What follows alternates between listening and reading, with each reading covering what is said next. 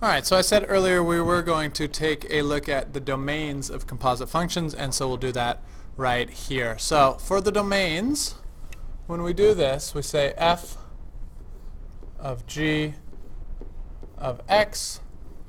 The domain is going to be two things. It's going to be the domain of the inside function plus the domain of what happens when we solve it all the way out. So let's just look at the domain of our inside function,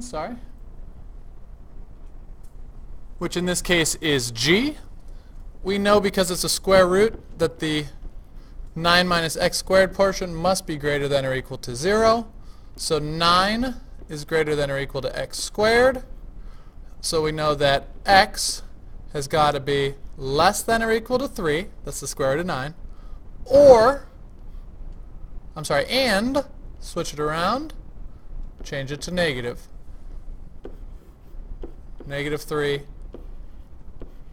to 3 would be our domain. It has to be in between negative 3 and 3. Let's go ahead and solve this out then. If we plug in g, square root of 9 minus x squared, we're going to say 9 minus x squared. The square root of that gets squared, minus 9. Squaring and square root cancel out, so we have 9 minus x squared minus 9, which is just negative x squared. That's our final answer. In this situation, there's no square roots, there's no denominators, so we're going to say all real numbers. And then we need to compare the two domains, all real and negative 3 to 3. Okay, it has to work for both of them, so the only numbers that fit every number, all reals, and between negative 3 and 3 are just negative 3 and 3. Let's say, just as an example, that we had two different domains, something like this. We had from 2 to 5, and we also had, the other one was 3 to 7. Then our composite domain would be from 3 to 5, the lowest number that they both have and the highest number that they both have. So let's see if you can do this for f of g and for g of f on problem 41. Alright, if you're ready to see an answer, here we go. Just before we start, I'm going to get us the domains real quick. X plus 4 is greater than or equal to 0, so x is greater than or equal to negative 4.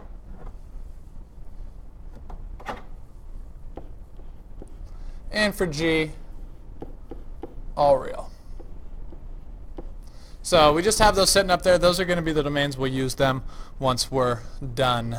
F of g of x is going to be f of x squared, which is going to be the square root of x squared plus 4. So that's our answer. We have to check our domain here. If we look at this domain, we would say, so let me just mark that down, that's the answer. X squared plus 4 is greater than or equal to 0. X squared has to be greater than or equal to negative 4. And so that's going to be every single number that we plug in. If we square it, will be bigger than negative 4, because if we square a number, it has to be positive. So this would be all real.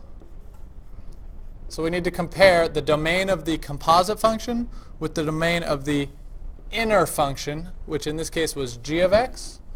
So all real and all real. We look at both of them, and for our answer here, we're going to say the domain is all real numbers.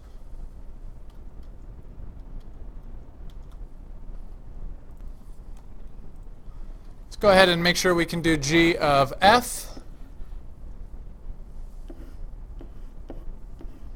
of x. And so what we have here, we'd have g of square root x plus 4.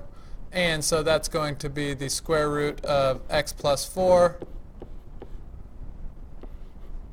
squared. And so we'll have x plus 4 as our answer. Let's look at our domains. In this case, the final answer doesn't have a square root or a denominator, so that's all real numbers. The inner function, f of x, has a domain of x is greater than or equal to negative 4. So that's going to be our domain. X is greater than or equal to negative 4.